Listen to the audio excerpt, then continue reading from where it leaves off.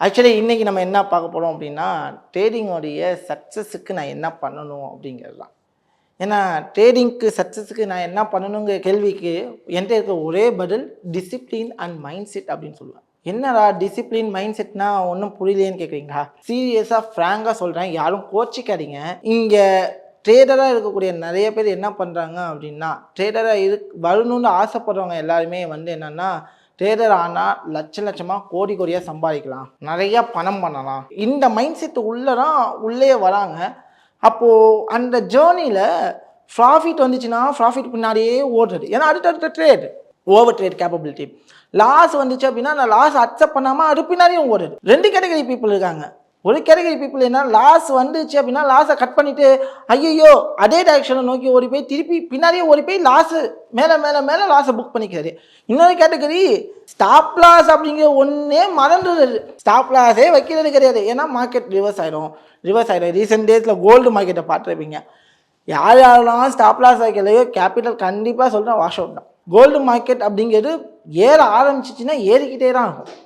So அதனால் எப்போவுமே நான் சொல்கிறது என்ன அப்படின்னா, இந்த மாதிரி ஒரு விஷயம் பண்ணக்கூடாது. ஏன்னா ட்ரேடிங் ஈஸியாக பண்ணலாம், ஈஸியான பிஸ்னஸ். சீரியஸாக சொல்கிறேன், ட்ரேடிங்கை விட கஷ்டமான பிஸ்னஸ் இதில் எதுவுமே கிடையாது. ஏன்னா ட்ரேடிங்கில் கரெக்டாக அந்த அப்ரோச்சிங் அந்த மைண்ட் செட்டை கண்ட்ரோல் பண்ணுறது மிகப்பெரிய ஒரு விஷயம். ஏன்னா காரில் வேகமாக போவாதுன்னு சொன்னால் அப்போ தான் வேகமாக போவோம். ஒரு தாட்டி அடிப்பட்டதுக்கு அப்புறம் வழி தெரியும். அதுக்கு நான் மெதுவாகவே போயிருக்கலாமே, அதே தான் சொல்கிறேன். அது எல்லாத்துக்கும் நான் ட்ரேடிங்லேயும் சரி, எதுக்கு வேகம்? பொறுமையாக நிதானமாக எந்த பிஸ்னஸாக சரி பொறுமையாக பண்ணால் தான் அந்த பிஸ்னஸை சக்ஸஸ்ன்னு ஒன்று பார்க்க முடியும். அதே மாதிரி தான் ட்ரேடிங்லையுமே பொறுமையாக நிதானமாக நான் ட்ரேட் பண்ண போகிறோம் அப்படின்னா அந்த லட்சமோ கோடியோ சம்பாதிக்கிறதுக்கு முன்னாடி ஒருத்தவங்க 30 லட்ச ரூபாய்க்கு கார் வாங்கியிருக்கான், ட்ரேடிங்கில் சம்பாதிச்சுனா வாங்கியிருக்கான் அப்படின்னு நீங்கள் பார்க்குறீங்கன்னா, 30 லட்ச ரூபா ஒருத்தவங்க ட்ரேடிங்கில் சம்பாதிக்கிறான் அப்படின்னா கேபிட்டல் எவ்வளோ இருக்குன்னு தெரிஞ்சுக்கணுமா? கோடி கணக்கில் கேபிட்டல் இருந்தாலும் 30 லட்ச ரூபா சம்பாதிக்க முடியும். அவன் எத்தனை நாளில் இந்த 30 லட்ச ரூபா மேக் பண்ணியிருக்கான்னு உங்களுக்கு தெரியுமா?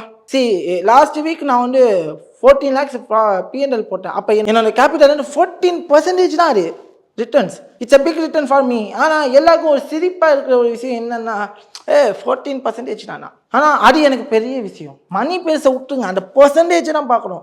என்னோட கேபிட்டலில் நான் எவ்வளோ பர்சன்டேஜ் நான் ஏர்னிங்ஸ் ரிட்டர்ன்ஸ் எடுக்கிறேன் அதெல்லாம் பார்க்கறதே கிடையாது. ஏன்னா ட்ரேடிங்குள்ளே உளுந்துட்டாலே உடனே என்ன திங்க் பண்ணிக்கிட்டு நம்ம வரோம் அப்படின்னா, ட்ரேடிங் ஈஸியாக பணம் பண்ணக்கூடிய ஒரு இடம். எஸ், கண்டிப்பாக சொல்கிறேன், பணம் பண்ணக்கூடிய ஒரே இடம் தான். ஆனால் மற்ற பிஸ்னஸுக்கும் ட்ரேடிங்க்கும் உள்ள விஷயம் என்ன அப்படின்னா, இங்கே கேபிட்டலை ப்ரொடெக்ட் பண்ணிவிட்டு இந்த தேய்மான செலவுகள்னு சொல்லுவோம்ல, அந்த தேய்மான செலவுகளை ட்ரேடிங்கில் இருக்காது. பட் ஒரு பிஸ்னஸ் ஸ்டார்ட் பண்ணுறோன்னா, ஒரு பிஸ்னஸ் 5 லட்ச ரூபாய்க்கு ஸ்டார்ட் பண்ணுறோம் அப்படின்னா 2 லட்ச ரூபாய்க்கு கொடுத்துட்டு வர முடியும். பிஸ்னஸை ப்ராஃபிட் ஆகணும், லாஸ் ஆகணும். நம்ம இன்னொருத்தவங்களுக்கு கைமாட்டோம்னா கம்மியான கைமாட்ட முடியும். பட் அந்த ஒரு விஷயம் லாஸ் ஆஃப் பே அப்படிங்கிறது ட்ரேடிங்கில் இருக்காது. இன்னொன்று, யாரையும் டிபெண்ட் பண்ண வேண்டிய அவசியம் இல்லை. அதாவது எம்ப்ளாயிஸை டிபெண்ட் பண்ணணுங்கிற அவசியமே கிடையாது. அந்த மாதிரி ஒரு பெரிய பிஸ்னஸ். ஸோ இவ்வளோ பெரிய பிஸ்னஸ் அவ்வளோதானே தவிர மற்றபடி எல்லா பிஸ்னஸுக்கும் இருக்கக்கூடிய ரிஸ்க் ட்ரேடிங்க்கும் இருக்குது. அதை ஃபஸ்ட்டு எல்லோரும் மைண்ட் செட் பண்ணுங்கள். அதே மாதிரி ஒரு ட்ரேடராக ஆகணும், ஒரு ட்ரேடராக இருந்து நான் சக்ஸஸ் பண்ணணும்னா, இப்போ நான் இந்த சொல்ல போகிற 6 விஷயமும் உங்களுக்கு பொருத்தமாக இருந்தால் மட்டும்தான் நீங்கள் ஒரு ட்ரேடராகவே சக்ஸஸ்ஃபுல்லாக இருப்பீங்க. இந்த 6 விஷயத்தில் ஒரு விஷயம் நீங்கள் லேகாக இருந்தாலும், கண்டிப்பாக சொல்கிறேன், ட்ரேடிங்கில் நீங்கள் தலைகீழாகவே நின்னாலும் ப்ராஃபிட் பண்ண முடியாது. ஃப்ராங்காக சொல்கிறேன், இதுதான் உண்மை. ஏன்னா என்ன வேணும் அப்படின்னு பார்த்தீங்கன்னா, ஃபர்ஸ்ட் திங் நீங்கள் எதில் தெளிவாக இருக்கணும் அப்படின்னா, உங்களுடைய மைண்ட் செட்டில். உங்கள் மைண்ட் செட்டை ப்ரிப்பேர் பண்ணிகிட்டே வந்துடுங்க. உங்கள் மைண்ட் செட்டில் என்ன ப்ரிப்பேர் பண்ணணும் அப்படின்னா, நான் மாதம் எவ்வளவு சம்பாதிக்கணும், ட்ரேடிங்கில் நான் எவ்வளவு சம்பாதிக்க போகிறேன் அப்படிங்கிறதுல தெளிவாயிடுங்க.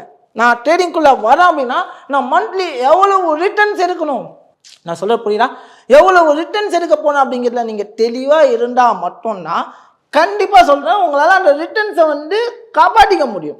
அந்த மைண்ட் செட் ஃபஸ்ட்டு வாங்க. நம்பர் 1.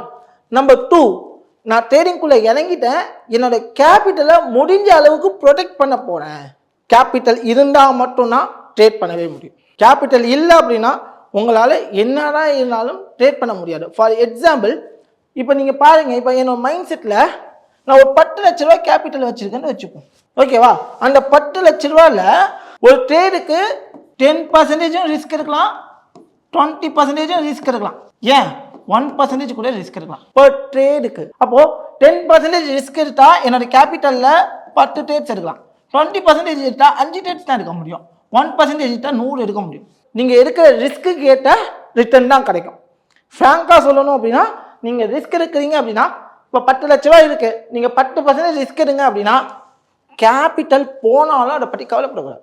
கேபிட்டலை விடுறதுக்கு ரெடியாக இருக்கணும். 10 லட்ச ரூபா எனக்கு போனாலும் எனக்கு பிரச்சனை இல்லைன்னா நீங்கள் 10% ரிஸ்க் எடுங்க, 10-20%. ஏன்னா ஒரே மாதத்தில் 20 லட்ச ரூபா ஆக்கலாம், ஒரே மாதத்தில் 20 லட்ச ரூபா ஆக்கலாம். ஆனால் என்னுடைய எக்ஸ்பீரியன்ஸில் நான் எக்ஸ்பீரியன்ஸ் ட்ரேடராக இருக்கிறதுனால நான் 10 out of 10 ட்ரேட்ஸ் ப்ராஃபிட்டும் பண்ணியிருக்கேன், அதே 10 out of 10 ட்ரேட்ஸ் லாஸும் பண்ணியிருக்கேன்.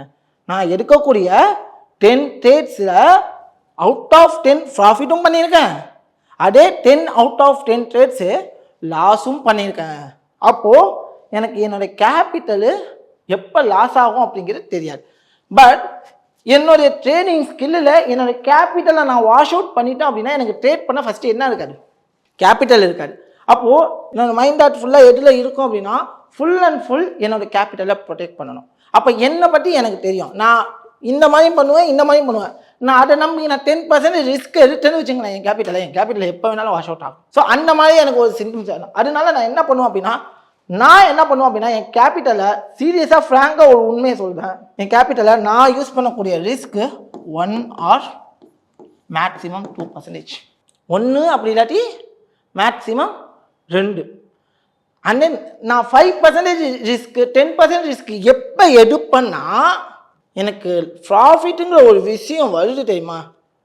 அதாவது எனக்கு போடுங்கிற ப்ராஃபிட்டை தாண்டி அப்பாற்பட்ட ப்ராஃபிட்ஸ் இருக்குது. இப்போ ஃபார் எக்ஸாம்பிள் நான் 10% ப்ராஃபிட் பண்ணிட்டேன், அதில் எனக்கு 5% ப்ராஃபிட் போடும், பேலன்ஸ் 5% ப்ராஃபிட்டில் நான் ரிஸ்க் எடுப்பேன்.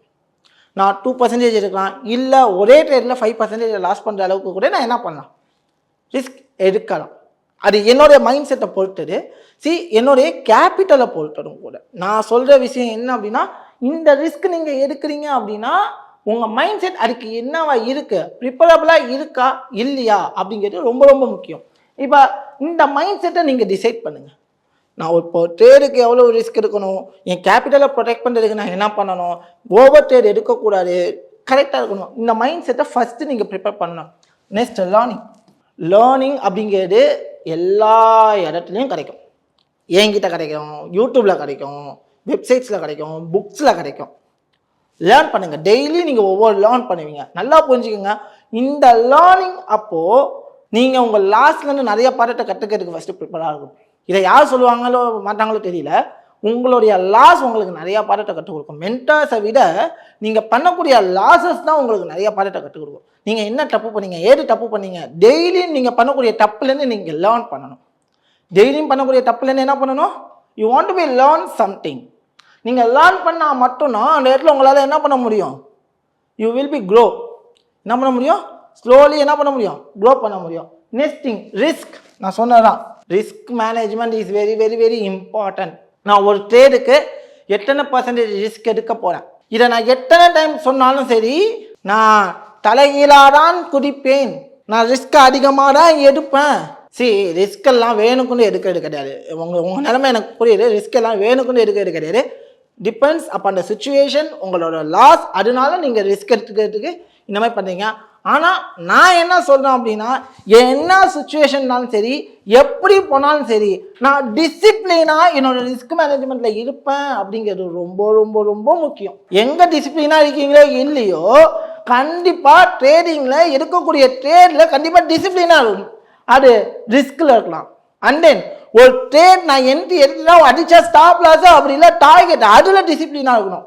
ஸ்டாப் லாஸ் வந்தால் ஸ்டாப் லாஸை இறக்கிக்கிட்டே போகிறது, டார்கெட்டு போனால் அது வரைக்கும் வெயிட் பண்ணுறது கிடையாது, ஐயோ கொஞ்சம் ப்ராஃபிட் பண்ணாலே க்ளோஸ் பண்ணுறது. ஸோ இதுவாக இருக்கக்கூடாது. பொறுமை, பேஷன்ஸ், ரிஸ்க்கு, பேஷன்ஸ், டிசிப்ளின், இந்த 3 நீங்கள் கரெக்டாக ஃபாலோ பண்ணி ஆகும். ஃப்ராங்காக சொல்கிறது என்னன்னா, you want to B follow the rules. இந்த பாருங்க, டிசிப்ளினா பொறுமையாக ப்ராப்பரான ரிஸ்க் மேனேஜ்மெண்ட் எடுத்துட்டிங்கன்னா இன்கேஸ் உங்களுக்கு லாஸே வந்தாலும் உங்களோட மைண்ட் செட் அஃபெக்ட் ஆகாது. இதில் நீங்கள் தெளிவாக இருந்தீங்கன்னா. After that consistency. கன்சிஸ்டன்சின்னா என்ன? கன்சிஸ்டன்சினா ஒன்றும் இல்லை, என்னோட ட்ரேட் கன்சிஸ்டன்சி, என்னோட ரிஸ்க் ரிவார்டில் கன்சிஸ்டன்சி. ஃபார் எக்ஸாம்பிள் என்னோட கன்சிஸ்டன்சி அப்படிங்கிறது என்னோட ரிஸ்க் ரிவார்டில். ஃபார் எக்ஸாம்பிள் என்னோட ரிஸ்க் ரிவார்டு ஆர்ஆர் ரேஷியோன்னு சொல்லுவோம், 1:2 என்னோட ரிஸ்க் ரிவார்ட் ரேஷியோ. இந்த 1:2ல் எக்காரணத்து கொண்டாலும் நான் 1%க்கு மேலே ரிஸ்க் எடுக்க மாட்டேன்னா, எக்காரணத்து கொண்டாலும் 1% மேலே என்ன பண்ணக்கூடாது, ரிஸ்க் எடுக்கக்கூடாது. டிசிப்ளினே அந்த கன்சிஸ்டன்சி அதுதான். ரிவார்டு வந்தால் 1:2 தான். அப்போது 1:2 ரிஸ்க் ரிவார்டில் நான் ஒரு 20 இந்த மாதத்தில் எனக்கு கிட்டத்தட்ட 22 நாள் ட்ரேடிங் டேஸ் கிடைக்கும். ட்ரேடிங் டேஸில் 22 நாள் கிடைக்கும். டிசிப்ளினா ஒரு நாளைக்கு ஒரு ட்ரேடாக எடுப்பேன் அப்படிங்கிறத ஃபஸ்ட்டு மைண்ட் செட் பண்ணுங்கள். அந்த ட்ரேடு வின்னும் ஆகலாம், அதே சமயம் லாஸும் ஆகலாம். வின் ஆச்சு அப்படின்னா we are enjoying the profits. Trade win ஆச்சு அப்படின்னா you will be enjoying the profit, you will be enjoying the happiness. அதே டைம் இன்கேஸ் ஒரு ட்ரேட் லாஸ் ஆயிடுச்சுன்னா அடுத்த ட்ரேட் உடனே எடுக்கணும் அப்படிங்கிற அமையும். அதே மாதிரி ஐயோ லாஸ் ஆயிடுச்சுன்னு அந்த டேவை ஸ்பாயில் பண்ணாமல் லேர்ன் மோர். அதான் சொல்லுவேன், லேர்னிங் கொடுக்கும். உங்களுக்கு லாஸ்ட்டாக உங்களுக்கு என்ன பண்ண போறதுன்னா லேர்னிங். அந்த ட்ரேட் லாஸ் ஆயிடுச்சுன்னா நான் எதனால லாஸ் ஆனேன், ஏன்னா தப்பு பண்ணாமல் லாஸ் ஆகிட்டீங்க மார்க்கெட் ஒன்றும் இல்லை, ஏதோ ஒரு சின்ன தப்பு தான் பண்ணியிருப்போம். அந்த தப்பு என்ன, அந்த ஃபுல் டேவும் அந்த லேர்னிங்கான ஸ்டெப்பாக எடுத்துக்கோங்க. நான் இந்த தப்பு பண்ணதுனால எனக்கு என்ன, அந்த தப்பு என்னங்கிறத கண்டுபிடிச்சி அதை ப்ராக்டிஸ் பண்ணுங்க. ஓகே, இந்த தப்புனால தான் நமக்கு இது நடந்துச்சுன்னு சொல்லிட்டு இந்த மாதிரி பண்ணிங்கன்னா நல்லா புரிஞ்சுக்கங்க, 22 நாள் ட்ரேடிங் டேஸ் கிடையாது. கரெக்டா? நீங்கள் ஒரு நாளைக்கு ஒரு ட்ரேட் எடுத்தாலும் you will be taken more than 22 trades, right? ஓகேவா? அதில் நான் அதிகமாக என்ன சொல்கிறேன், 12 ட்ரேட் லாஸ். 12 ட்ரேட் என்ன பண்ணுறீங்க, லாஸ் பண்ணுறீங்க. 10 ட்ரேட்ஸ் வின். 12 ட்ரேட்ஸ் லாஸ் பண்ணுறீங்க, 10 ட்ரேட்ஸ் வின் பண்ணுறீங்க. நீங்கள் 12 லெசனை கற்றுப்பீங்க. லாஸ் பண்ணும்போது 12 லெசனை கற்றுக்குறீங்க. இங்கே வின் பண்ணும்போது யூ வில் பி என்ஜாய் இந்த 10 days, ரைட்? ஸோ இங்கே பார்த்தீங்கன்னா லாஸ்ட்டாக எனக்கு என்ன இருக்குன்னா, நான் என்ஜாய் பண்ண போகிறேன்னா இல்லை ஃபீல் பண்ண போகிறேன்னா பார்த்தீங்கன்னா you will be enjoying the profits. என்ன என்ஜாய் பண்ண போறீங்க? 12 ட்ரேட் லாஸ் ஆச்சு அப்படின்னா எனக்கு எவ்வளோ லாஸ் ஆகும்? 12%. 10 ட்ரேடில் நான் ப்ராஃபிட் பண்ணியிருந்தேன்னா எனக்கு 20% ப்ராஃபிட்டு, 12% லாஸு. அப்போ என் கையில் பேலன்ஸ். நான் டெய்லி ஒரு ட்ரேட் எடுத்தாலே போதும்னு சொல்கிறேன். டெய்லி ஒரு ட்ரேட் எடுத்தாலே என்னால் 8% ப்ராஃபிட் பண்ண முடியும், ரைட்டா? 22 நாளும் ட்ரேட் பண்ணணும்னு அவசியம் இல்லை. நல்லா புரியுங்க. நான் வந்து ஒரு கால்குலேஷனுக்கு நான் சொன்னேன், 22 நாளும் நீங்கள் ட்ரேட் எடுங்க. 22 நாளும் என்ன பண்ணுங்க, ட்ரேட் எடுங்க. ஆனால் ஃபஸ்ட்டு 10 டேஸில் உங்களுக்கு 10% ப்ராஃபிட் வந்துச்சு. உங்களுக்கு அதில் 5% போகணுன்னா பாக்கி 5% எவ்வளோனா ரிஸ்க் எடுங்க. அது இந்த ப்ராஃபிட்டில் எவ்வளோ வேணாலும் ரிஸ்க் எடுங்க, தப்பு கிடையாது. ஆனால் கேபிட்டலில் எக்கான இருக்கணும் என்ன பண்ணக்கூடாது, ரிஸ்க் எடுக்கக்கூடாது. ஒரு கட்டத்தில் ஒரு ப்ராஃபிட்டை you want to be safe your side. ஏன்னா மந்த்லி கமிட்மெண்ட் இருக்கும், இவ்வளோ விஷயங்கள் இருக்கும், உங்களுக்கு இவ்வளோ நீடடுன்னு தெரியும். இப்போ ஃபார் எக்ஸாம்பிள் உங்களுக்கு மந்த்லி 30K தேவைப்படுது அப்படின்னா you will be the capital more then 6 lakhs. உங்களுக்கு 6 lakh கேபிட்டல் இருந்தானா you will be meeting the 30K. அதுக்கு பிளானை ப்ரிப்பேர் பண்ணுங்க. நான் நிறைய டைம் சொல்கிறேன், you will be prepare a plan. So அப்போது நான் சொல்கிற விஷயம் என்னன்னா, ஃபஸ்ட்டு மைண்ட் செட்டில் தெளிவாகிடுங்க. மைண்ட் செட்டில் தெளிவாக இருந்து கன்சிஸ்டன்சியாக, டிசிப்ளினாக, பேஷன்ஸாக, ப்ராப்பரான ரிஸ்க் எடுத்து ட்ரேட் பண்ணிங்கன்னா கண்டிப்பாக அடுத்த 2 மாதத்தை இந்த வீடியோ பார்த்து அடுத்த 2 மாதத்தை நீங்கள் ஜெயிச்சுட்டு வந்து என்ன சொல்லுவீங்க, ப்ரோ நான் ஜெயிச்சிட்டேன் ப்ரோ அப்படின்ட்டு. கண்டிப்பாக சொல்கிறேன், இந்த விஷயத்தை ஃபாலோ பண்ணால் சத்தியம் பண்ணி சொல்கிறேன், I will be promise to you, நீங்கள் ஜெயிச்சிட்டிங்கன்னா உங்களை விட இங்கே வேறு யாருமே சக்ஸஸ் ஆன ட்ரேடிங்கில் கிடையாது. இந்த விஷயத்தை ஃபாலோ பண்ணி பாருங்கள்.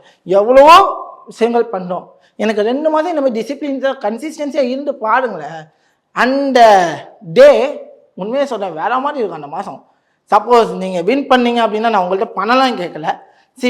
இந்த வீடியோ பார்த்து நீங்கள் இதெல்லாம் ஃபாலோ பண்ணி நான் வின் பண்ணிட்டேன் அப்படின்னா என் ஆஃபீஸுக்கு வாங்க, உங்களுக்கு கண்டிப்பாக ஒரு சர்ப்ரைஸ் நான் தரேன்.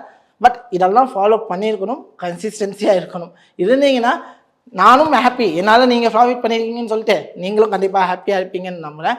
இதே மாதிரி உங்கள் ஃப்ரெண்ட்ஸுக்கு இந்த விஷயத்தை ஷேர் பண்ணணும்னு நினச்சிங்கன்னா please share the video must. அதே மாதிரி முடிஞ்ச அளவுக்கு லைக்ஸ் அப்படிங்கிறத சப்போர்ட் பண்ணுங்கள். ஏன்னா வீடியோ நிறைய பேர் பார்க்குறீங்க, பட் லைக்கோ கமெண்ட்ஸோ நிறைய கம்மியாக இருக்கிறதுனால நெக்ஸ்ட் என்ன வீடியோ போகணும் அப்படிங்கிற நீங்கள் எந்த அளவுக்கு கமெண்ட் பண்ணுவீங்களோ அந்த கமெண்ட் செக்ஷன்லேருந்து எங்கள் டீம் ஃபில்டர் பண்ணி உங்களுக்கான வீடியோ நான் வந்து கொடுக்குறேன். ஸோ முடிஞ்ச அளவுக்கு நெக்ஸ்ட் என்ன வீடியோ என்ன டாப்பிக்கில் வேணுங்கிறத கமெண்ட் பண்ணுங்கள். கண்டிப்பாக நான் உங்களுக்காக வந்து சொல்கிறேன். எனவே பாய் சிவா.